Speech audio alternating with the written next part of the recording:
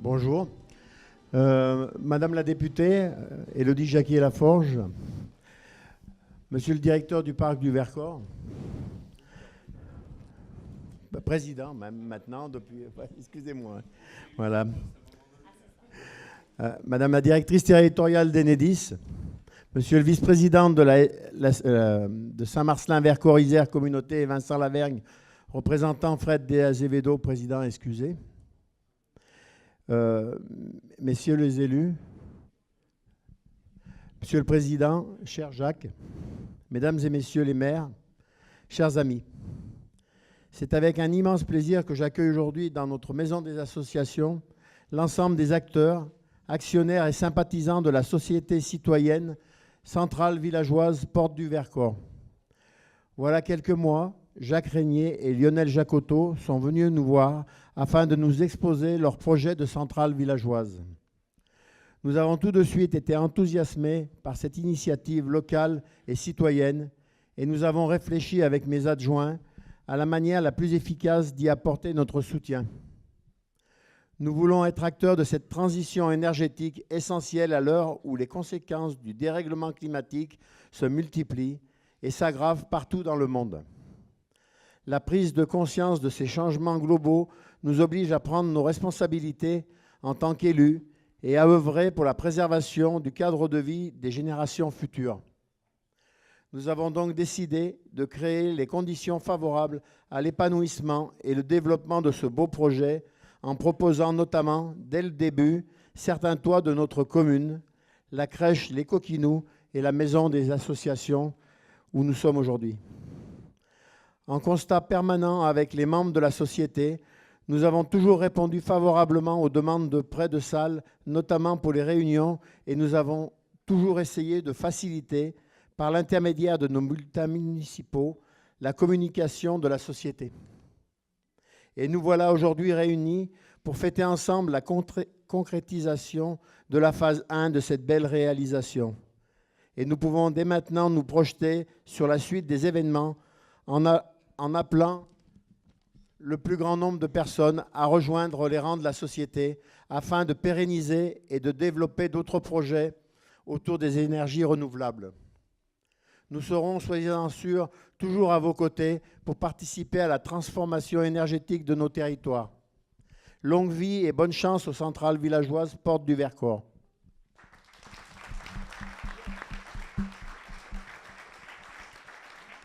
Merci, monsieur le maire. Merci à tous d'être là, de partager avec nous ce moment qui est très important. C'est l'inauguration des centrales villageoises Porte du Vercors. Merci de votre soutien, d'être là et de nous avoir aidés, tous, qui que vous soyez, les bénévoles, surtout les bénévoles. Voilà. Et toutes les collectivités qui nous ont soutenus, donc la communauté de communes Saint-Marcelin-Vercors-Isère, la communauté de communes Royan-Vercors, Auvergne-Rhône-Alpes Énergie Environnement. Et je déclare ouvert donc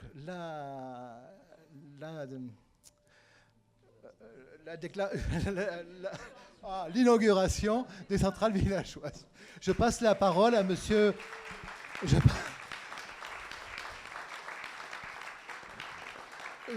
Je passe la parole à monsieur Jacques Naud, président du parc du Vercors.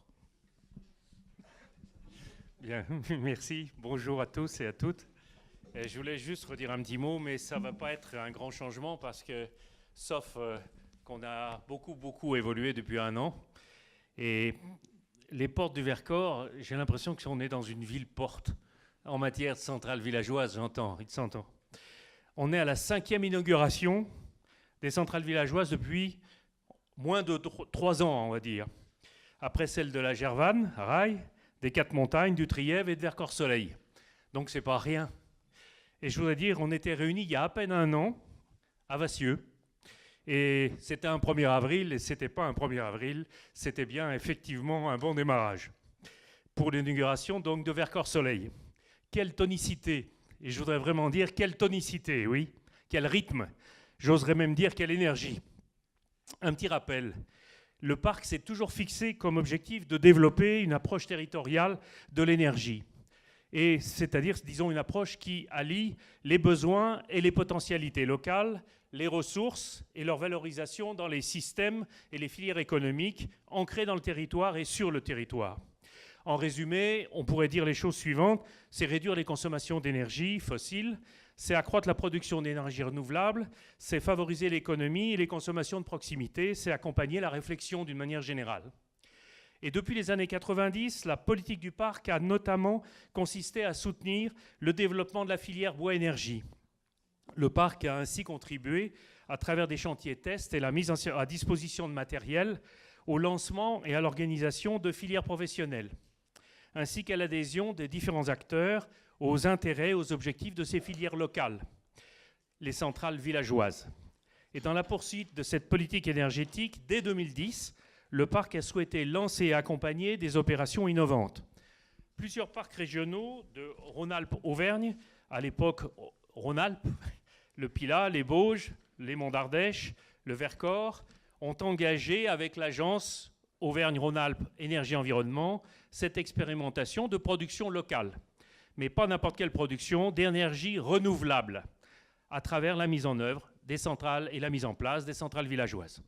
Il s'agit sur des territoires pilotes situés dans les parcs d'expérimenter la mise en place d'installations de production d'énergie renouvelable développées et portées par des citoyens. Et ça, c'est pas rien, parce qu'effectivement, c'est porté par des citoyens, et comme il y a des citoyens, il y a plus de chances, étant citoyens et villageois, de porter ça beaucoup plus longtemps et beaucoup plus loin, tout en restant sur place. Ceci étant, via la création de ces sociétés locales, je vous rappelle qu'aujourd'hui en France, il y en a 28. Il y en a 5. Je ne sais pas si vous vous rendez compte, sur le Vercors. C'est un signe. Aujourd'hui, on peut toucher, alors où elles se trouvent, je vous rappelle les territoires, Gervanrail, Trièves, Quatre-Montagnes, Vercors-Dromois. Aujourd'hui, on peut toucher les résultats de ce travail. Et le dernier projet en cours, ce sont 5 sociétés de centrales villageoises qui couvrent presque l'intégralité du parc. Il faut noter, car cela fait du Vercors, le territoire qui a la plus importante densité de centrales villageoises, et on peut en être vraiment fier. Le dernier né, les Portes du Vercors, sur une partie de Saint-Maslin, Vercors-Isère, communauté, et de la Comcom de Royan-Vercors. Et il faut saluer l'efficacité du projet des Portes du Vercors, parce que c'est à peine 2 ans, puisque c'est à peine 2 ans finalement, que les 15 réalisations ont été faites. Ça veut dire qu'on a accéléré sacrément le mouvement par rapport à avant. Bien sûr, on s'est appuyé, et c'est ça qui est intéressant, sur les savoir-faire, sur les outils qui ont été développés par les pionniers. En un mot, on se passe le relais. Et ça, c'est encore plus intéressant. La production électrique représente l'équivalent de la consommation de 70 foyers, hors chauffage bien sûr, grâce aux toitures de Saint-Marcelin, de Iseron, de Saint-Just-de-Claye, la crèche et la maison des associations où nous sommes, et l'école de Saint-André en Royan, aux toitures de Pont-en-Royan, de Auriol en Royan, de Saint-Latier, de Saint-Roman, et bien sûr celle de cette salle des fêtes de Saint-Véran. Au-delà de la production d'énergie, chaque projet fait la démonstration qu'un mode de développement citoyen en lien étroit avec les collectivités territoriales est possible pour les énergies renouvelables. C'est possible, puisque c'est fait. C'est en cours, c'est fait, et ça sera encore en cours en permanence. Au-delà de cette production, ce sont des projets avec des retombées économiques locales qui apportent sur les territoires une véritable prise de conscience des questions énergétiques allant bien au-delà de la seule production d'énergie photovoltaïque. Je pense aux cahiers pédagogiques. Tiens donc, ça a à voir avec la transmission citoyenne et l'éducation. Je pense également aux actions de sensibilisation à destination des enfants. Je pense aux parents, parce qu'il faut aussi les éduquer. Les parents, ils en ont besoin de comprendre comment ça marche, qu'est-ce qu'on peut faire avec ça demain. Les instituteurs locaux et également les classes accueillies en centre de vacances du territoire. Aujourd'hui, le parc suit vraiment avec attention tous ces projets. Il est présent pour aider l'émergence de nouvelles initiatives. Et je pense en particulier à d'autres projets locaux en lien avec les collectivités. Je pense à la méthanisation ou bien d'autres projets. Là, il y en a des ribambelles. Et surtout pour envisager, ça c'est son rôle, d'appliquer ce modèle à des projets à plus grande échelle. Le parc est présent aux côtés des élus que je n'ai pas accueillis, mais je le fais maintenant pour leur dire merci d'être là. Merci à ceux qui se sont fait représenter parce qu'ils ne pouvaient pas être là pour X raisons, de présence ailleurs, ou de neige, ou je ne sais. Merci d'être là parce que vous comptez et vous accompagnez, vous aidez à prendre les enjeux du territoire. Ensuite, le parc est là, présent, pour orienter les projets vers les démarches les plus collectives, associant citoyens et collectivités afin que la richesse générée puisse bénéficier au territoire et à ses acteurs. Nous disions il y a 1 an en arrière, nous souhaitons rendre le territoire, le parc au territoire. Je voudrais dire que vous apportez au territoire ce que le parc ne peut pas apporter en tant que tel, sauf en vous accompagnant, mais par contre, il est à côté de vous. Toutes ces initiatives contribuent au projet d'autosuffisance énergétique du territoire qui sont inscrits dans la charte, dans le projet du parc depuis 2008 et reconnus aujourd'hui par la région et l'État à travers notre démarche Territoire et énergie positive. Je vous rappelle que le parc a eu la reconnaissance TEPOS fin 2016, TEPOS CV. Nous travaillons actuellement à l'élaboration d'une stratégie, de la stratégie et du programme d'action pour la transition énergétique à l'échelle du territoire parc pour les années à venir et pour alimenter notre projet de future charte 2020-2025. Pourquoi cela? Parce qu'en fait, on est en train de réactualiser notre propre charte et il est évident qu'un projet comme celui dont on parle aujourd'hui et qui est ici joue un rôle majeur, important et peut être préfiguration de demain. Les centrales villageoises ont bien évidemment toute leur place dans cette dynamique car elles sont déjà des acteurs incontournables de la production locale d'énergie citoyenne. Les centrales villageoises répondent aux objectifs que s'est fixé le parc, au développement local qui est le nôtre. Elles permettent de développer les ressources partagées avec les acteurs locaux, par les acteurs locaux, pour le local. Elles respectent les patrimoines du territoire, qu'ils soient patrimoine naturel ou patrimoine bâti. Elles associent les collectivités et les citoyens en termes d'appartenance. Cela vous appartient, cela nous appartient, c'est notre territoire. En termes d'appropriation, c'est encore un peu plus à nous, et comme c'est à nous, on va le défendre comme notre enfant, bec et ongle. Ensuite, en termes d'acceptabilité locale, parce que si on associe les gens, il y a plus de chances qu'ils soient avec que contre, à condition de faire avec les gens, ni pour eux, ni contre eux, mais avec eux. Enfin, elles associent les collectivités locales en termes de responsabilité, non seulement au niveau de la collectivité, mais à un autre niveau personnel, parce qu'il est éducatif et il est profondément éducatif que de faire, de montrer, de démontrer et d'apprendre aux enfants comme à d'autres que demain, ça sera comme cela plutôt qu'autrement. Enfin, ce sont des leviers économiques vers demain. Et ces leviers, je vous en remercie vraiment. Vous les avez initiés, vous les proposez, vous les construisez. Grâce à vous, ça fonctionne. Merci.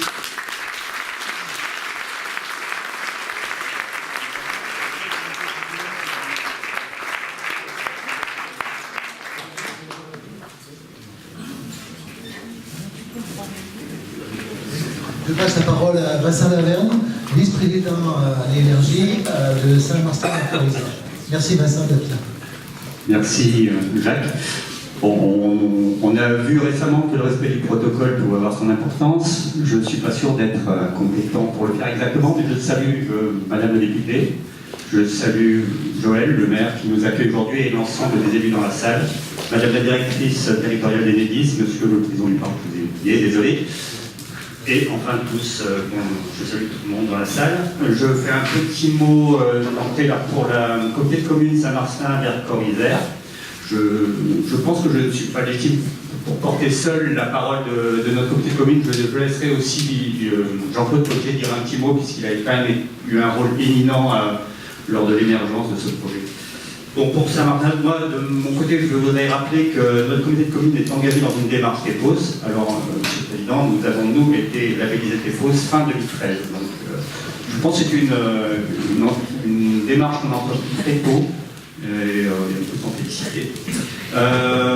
Une des spécificités de notre engagement TEPOS a été de le faire en lien avec la société civile, puisque l'ensemble de l'animation a été porté par ce qui était le CLD et ce qui est maintenant le CD, donc Conseil local de développement, ce qui a donné une spécificité un peu particulière de notre TEPOS. C'était pas un truc début, il y avait vraiment une implication qui reste encore, aujourd'hui encore dans le comité de pilotage, Les élus ne représentent même pas 20%, 30% au maximum de la salle.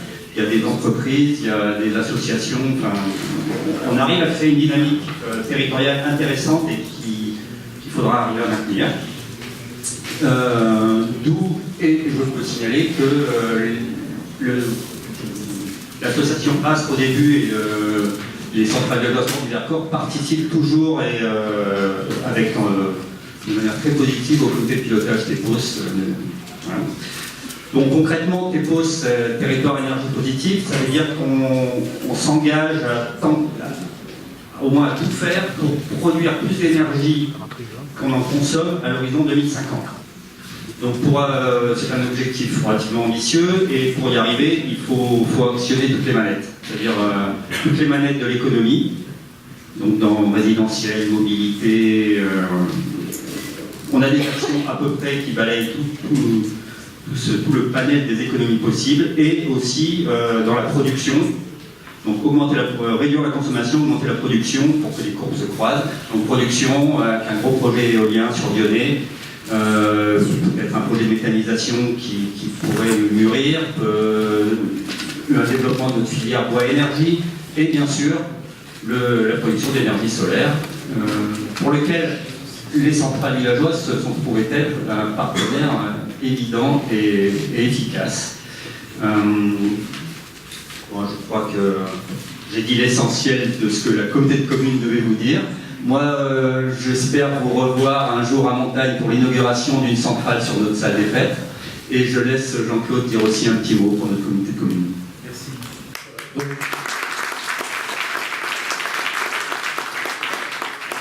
Juste deux mots pour remercier le parc du Vercors. Parce que si moi je me suis impliqué, et c'était dans mon projet de mon élection municipale, d'avoir une centrale photovoltaïque à Ison.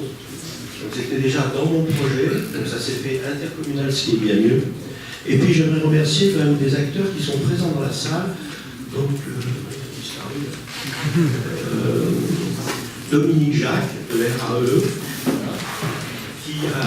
qui a beaucoup participé à l'émergence de tout ce qui était énergie renouvelable, à Michel Ebalin, qui était vice-président du parc, et à Serge Chariot, qui était l'animateur à l'époque de toute l'énergie sur le parc. Donc je tiens à les remercier parce que j'étais dans le secteur la première commune à avoir éteint les lumières la nuit.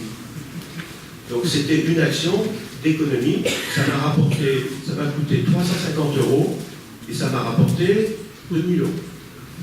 Voilà, donc j'aimerais souligner qu'on doit faire tous les efforts et que maintenant j'ai été suivi par beaucoup. Ah, mais tu veux dire à la commune? Oui, à moi, oui. Bon, c'est un ancien conseiller municipal. Voilà, c'est tout ce que je voulais vous dire. Et il faut continuer les efforts. Et maintenant, sur l'extinction nocturne, on est suivi par de très nombreuses communes. Merci, ça marche. Surtout la grande bande, là. Voilà. Merci à tous.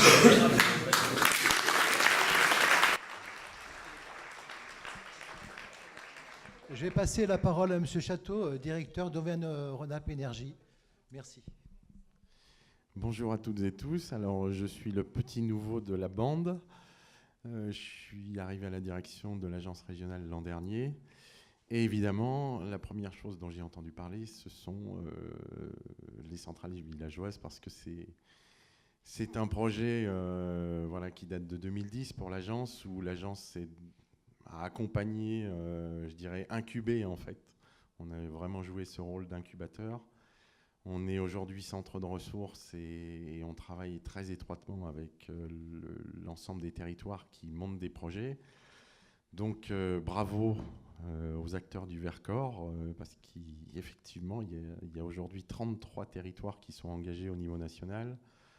Et le Vercors est particulièrement dense en projet et sans doute le secteur de France où il y en a le plus. Donc félicitations, bravo et bravo à l'approche et à l'engagement de tous ceux qui sont aujourd'hui présents. Mais la petite nouveauté, en fait, c'est qu'on va faire 2 inaugurations. On va aussi inaugurer, et on inaugure la création de l'Association nationale des centrales villageoises, qui a eu lieu ce matin, avec désormais une toute nouvelle présidente. Tu peux te lever, qui est là-bas. Voilà.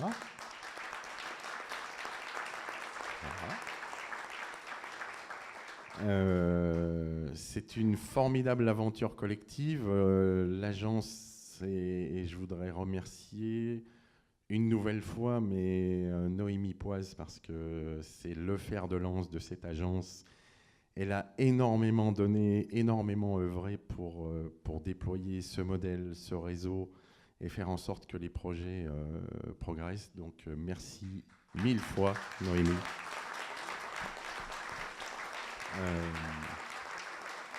Voilà. Mais ça a été un vrai travail d'équipe, parce que, voilà, comme ça a été très bien décrit tout à l'heure, chaque centrale donne le relais, motive, contribue à faire émerger d'autres projets. Donc c'est vraiment chouette, cette démarche ascendante. Elle est magnifique. C'est pas une initiative nationale, cette association. C'est venu du terrain, c'est monté, et c'est le résultat d'une vraie dynamique d'un SMH qui a lieu aujourd'hui, et que l'agence régionale ne peut plus porter, je dirais, à elle seule, d'où la création de cette association nationale, pour laquelle on espère, je fais un appel au peuple, c'est peut-être pas ici que j'aurai le plus de succès, mais on va avoir besoin de soutien pour que cette association puisse continuer à nourrir cette dynamique, accompagner les projets, y compris ceux qui existent. Et l'agence continuera à travers les projets d'innovation, parce que c'est son métier depuis très, très longtemps auprès de l'ensemble des territoires d'Auvergne-Rhône-Alpes. Continuer à enrichir, déployer, imaginer de nouvelles solutions, et bien sûr accompagner cette association dans sa conquête de l'autonomie. Voilà, donc merci à vous tous. J'ai sans doute oublié de dire des choses importantes, mais voilà, c'est très bien. Donc, mesdames, messieurs, madame la députée, messieurs les élus, messieurs les membres du comité de gestion, merci à vous tous. Merci beaucoup. Je vais passer la parole à madame la députée qui a fait l'honneur de venir nous voir. Je vous passe la parole, madame la députée. Merci beaucoup. Alors, je vais peut-être vous dispenser du protocole, mais en tout cas, je salue effectivement les élus qui sont présents, le président du parc naturel régional du Vercors et le président des centrales villageoises Porte du Vercors, monsieur le maire. Mesdames et messieurs, déjà vraiment je tiens à vous remercier pour votre invitation. C'était important pour moi d'être là. Parce que peut-être que, comme vous le savez, en préambule de la déclaration de Rio sur l'environnement, un des principes qui est évoqué, c'est que la meilleure façon de traiter les questions d'environnement est d'assurer la participation de tous les citoyens concernés au niveau qui convient. Donc là, on a vraiment un exemple très parlant et très concret. Et donc on le constate avec une certaine joie, cette application concrète aujourd'hui à Saint-Just-de-Claye. Vous l'avez rappelé, ça existe aussi partout en France, on va dire un peu moins peut-être, cette initiative-là, ou en tout cas il y a une forte mobilisation ici dans le Vercors. Et donc c'est un véritable écosystème, les centrales villageoises, comme celle que nous inaugurerons aujourd'hui. Et elles amènent à la coopération, ça a été rappelé plusieurs fois, des élus, des citoyens, puisque je crois qu'il y a beaucoup de citoyens qui sont ici aujourd'hui pour participer à cette inauguration, les parcs régionaux, les entreprises aussi, qui sont là pour la création d'une énergie renouvelable et dont les fruits en plus sont justement répartis. Ce que je voulais vous dire aussi, c'est qu'effectivement, le développement de ces initiatives dans des zones qui sont faiblement urbanisées témoigne du rôle important que jouent et que joueront demain plus encore, je le crois, les acteurs ruraux et périurbains. Alors c'est un mot c'est pas un mot que je trouve très joli, périurbain, mais il faudrait peut-être qu'on en trouve un autre. Mais en tout cas, ça décrit une réalité qui est définie comme ça et qu'elle participe réellement à la transformation de notre économie actuelle en une économie durable et en plus intégrée à son environnement naturel. Et ces initiatives-là, vous l'avez rappelé, vous l'avez souligné, elles ont aussi pour moi une dimension économique. C'est peut-être le volet sur lequel les interventions ont le moins porté. Et c'est vrai que ça permet d'associer donc la CFM Solar, le fabricateur d'ondulateurs. Je ne sais pas s'ils sont présents ici. Oui, vous êtes là. Excusez-moi parce que je ne vous ai pas visualisé, donc comme ça je parle de vous, donc c'est bien aussi. Soalis, le fournisseur et l'installateur des panneaux solaires, qui est aussi présent, peut-être pas. Non, mais il a été cité, donc voilà. Et donc vraiment, c'est une mise en réseau de ces entreprises au niveau local. Et par le biais des travaux qu'elle réalise pour la construction des centrales ou dans le financement de celles-ci, elle s'implique aussi pleinement dans la vie locale. Je voulais aussi vous faire un petit point qui est un peu plus législatif, hein, puisque voilà, je suis députée, et ce qui concerne le projet de loi qui s'appelle « Pour un État au service d'une société de confiance ». Et dans ce projet de loi, qui n'est pas encore voté définitivement, puisqu'il y aura une CMP, alors c'est une commission mixte paritaire qui réunit à la fois les députés et les sénateurs, qui doit examiner le texte pour trouver une version commune. Et dans ce projet de loi, donc, vous avez des dispositions qui faciliteront encore la mise en place d'installations visant à la production d'énergie renouvelable. Et d'ailleurs, j'en profite pour vous dire aussi qu'il y a un amendement du groupe ONDEM donc visant à faciliter le raccordement des installations de réseaux de transport ou de distribution d'électricité renouvelable a été adopté. Et les dispositions votées visent à ne maintenir l'approbation du projet d'ouvrage, alors c'est un peu technique, hein, AOP, pour que les lignes électriques aériennes haute tension ou très haute tension.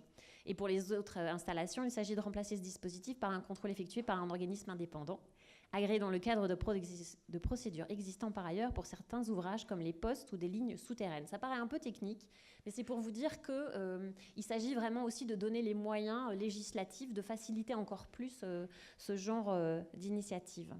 Vous avez parlé aussi du projet de Dionnet. Voilà, c'est un projet qui avance. On peut quand même le dire, ça ne va pas sans certaines résistances parfois au niveau des riverains. Oui. Modéré, j'ai rencontré les vents de colère. Je vous le dis parce que les éoliennes, c'est pas forcément toujours perçu de façon positive malgré ce qu'on en pense. Mais donc du coup, c'est important de pouvoir aussi en discuter et favoriser ces projets-là et qu'on ose aussi dire les choses. Mais c'était pas une... C'était pour rebondir par rapport à ce que vous disiez. Et donc, je pense que vraiment l'État doit soutenir en fait ces projets-là.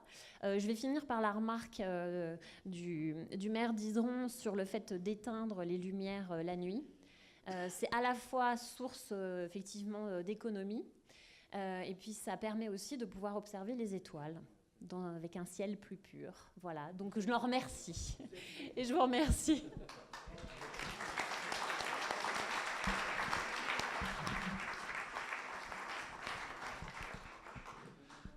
On vous propose de faire la visite de nos deux installations à Saint-Just-Clé, donc la MDA et la crèche des Coccinous. On va faire deux groupes parce que je pense que ça fera trop de monde, hein, tous ensemble. Je vais rappeler un petit peu la genèse des centrales Porte du Vercors.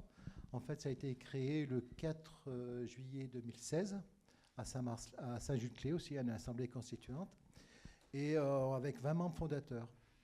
Et au 31 décembre, nous avions donc 110 actionnaires avec un capital de 80 000 euros. Et on a notre tranche qui comporte 15 toits et de l'ordre de 345 000 euros d'investissement.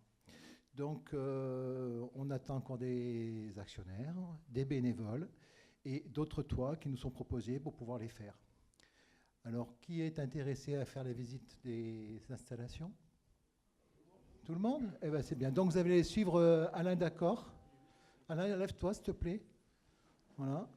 Donc, il va vous montrer le... Tu commences par quel toit ?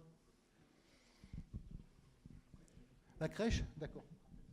Et ensuite, à 15h45, il y aura la conférence de M. Labranche. Je vous invite à y assister parce que c'est très intéressant. Et ensuite, M. Masson nous fera un exposé aussi. Merci.